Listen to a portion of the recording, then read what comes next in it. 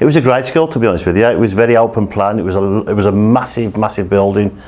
When I was there was a primary school also at the end of it that got burnt down, I think. We used to have to go have all your lessons in the main building, and then you'd walk down the slope across the fields right the way to the back to the dinner hall, and you'd have to line up outside in the rain and the snow. I also remember the canteen. So we had the school canteen. They only used to let like a couple of children in at a time because there was always fights in there, and they used to give them paper plates with plastic forks and spoons because they couldn't trust them with the knives, so they didn't get knives. Even the dinner halls, that was at the bottom of the field. So I can remember coming out of a lunch on the bell would ring, and we used to run down the side of the lane to get first in the dinner queue, because that was a completely separate building. It was a big old prefab building. I left there and I returned in 2004 as a site manager, and that was then Parkfield High School. I started as a 12-month gap fill sort of thing and never left. We had a fish pond right in the middle of in the old building, and when I started it was overgrown. You could hardly see the fish pond, and it brought back memories. So one of the first things that I done, I said I want to work on that fish pond, and I cleaned it all up. I painted it and got all the weeds, all the rubbish out of it, and turned it back into something back in the day. Dad before me was a pupil there. 1915 my dad was born.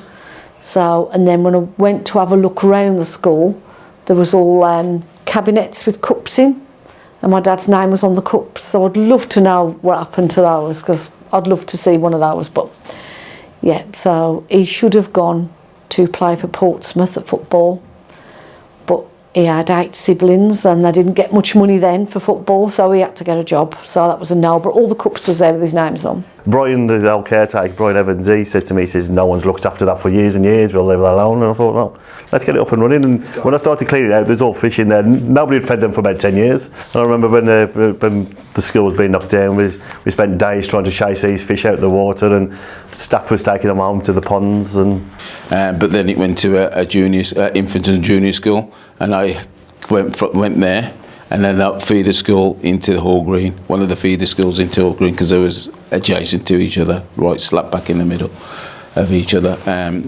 I went there from 77 to 82. Obviously, time there was, I enjoyed my time there, to be quite honest, looking back on it. School days are the best days of your life. Made a lot of friends there, some I'm still in touch with. Smacking was allowed when I was at school, so I had my fingers in the desk a few times with the wooden lid dropped. That's how they used to do that sometimes. Boys had the cane.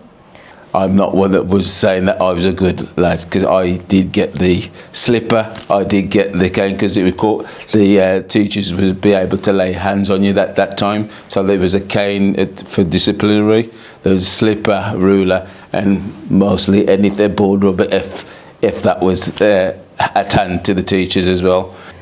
Throw the board rubber at you a few times. I had that bounced off my head a few times if you just look in the wrong way. Oh, I could draw a map of it. It's quite vivid, the building is. The science labs was up some stairs. You had to go upstairs to do science, and there's cooking rooms there. But then when it was things like art, we used to do pottery as well them days. It was art, pottery. We used to have to walk in our lunchtime all the way down to nearly the Birmingham New Road where the other school was, the annex. It was part of All Green, but it was on a different premises. So in our lunchtime, you had to spend your lunch, quickly get your dinner, and then walk all the way down there to get to school on time. And typing, when girls had to do typing, was down there. Art, all art was down there. Pottery, like hands-on things down there. So we used to go through a little gate right at the back where the dinner hall was, walk across some derelict fields, and I just remember heaps of soil, but it was black, so whether it come from the steel works, we used to walk all across there, all the way through no man's land. You wouldn't do it now. Cross the brook, we used to jump the brook and then get into the annex that way. This weekly 2-mile round-trip walk was a regular part of students' life. It was completely unsupervised. It's difficult to imagine this sort of responsibility being given to students now, given that our roads are much busier and safeguarding has been put into place in recent years to protect young people. It was really old, like it was extremely old. I used to think it was haunted. I mean, there was no sign of any ghosts or anything, not that I saw or heard, but it was like really old. It was freezing cold. It was just a really old, raggedy building, really. It was always had smashed windows, so every day, like the caretakers had to come and fix the windows, put some board up until they could get the windows fixed. So it was kind of that kind of school, really, really old. The classes was tiered like they are now, in like the higher classes to the lower classes, and I was in the top bands. So academically, I was fine and I was good, and I'd got quite a strict dad. So if anything gone home, there would have been problems. But I think the teachers were so strict, some of them, you were scared to speak to them. So I do remember a maths teacher, and I was scared of him. So if you didn't do your homework, you'd be in trouble, a lot of trouble. And I remember the once I was really stuck, so I got my cousin to help me, who was older than me, and I got it done. And that's when I had my fingers in a desk, because he kind of knew I didn't do it. And so I got into trouble for that. And then on another occasion, the same teacher ripped my work up because he said I couldn't have done it, but I did actually do it.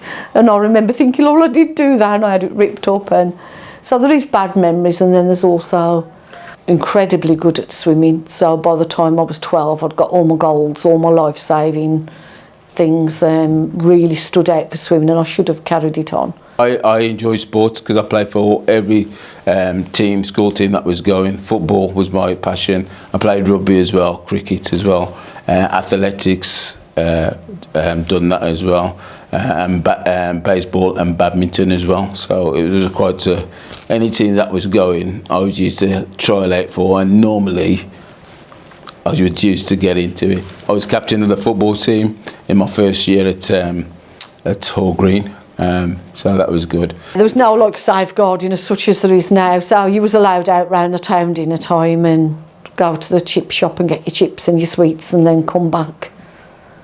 A lot didn't come back, you'd have the afternoon off, but yeah, my dad was quite strict, so I came back.